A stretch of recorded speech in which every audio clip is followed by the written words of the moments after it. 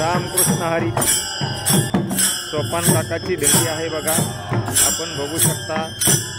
आपण आज या ठिकाणी उद्धव घाटावर आहेत बघा. हा दत्त घाट आहे चंद्रभागेच्या तीराला. अनेक दिंड्या या ठिकाणी चालत आहेत. त्याप्रमाणेच